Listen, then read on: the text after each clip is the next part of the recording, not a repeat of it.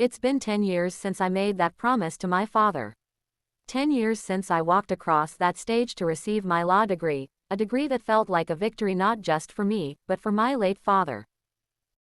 I remember the moment clearly, standing there in my cap and gown, looking out at the sea of faces, none of them familiar, none of them family. But I didn't need them. I had made it on my own. I had done it for me, for my father, and for the promise I made that rainy day years ago.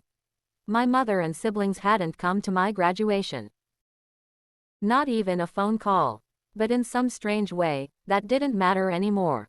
I was no longer the girl they had cast aside. I was now a lawyer, an advocate for those who had no voice. Just as my father had always wanted for me. It was a bittersweet victory. I had built a life for myself, brick by brick, against all odds. But the pain of not having family by my side at that moment still stung.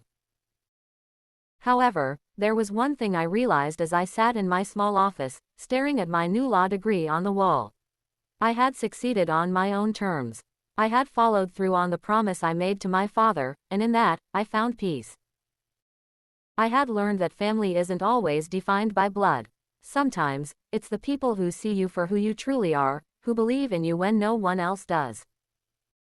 My father was gone, but the lessons he had taught me, the values he instilled in me, they were still alive. They lived in every case I fought, every injustice I faced. And one day, I hoped to tell my mother and siblings that despite their rejection, I had thrived. Despite everything, I had become who I was meant to be. Not because of them, but despite them. As I closed the door to my office that evening, a smile tugged at the corner of my lips. My father would be proud. And I kept my promise.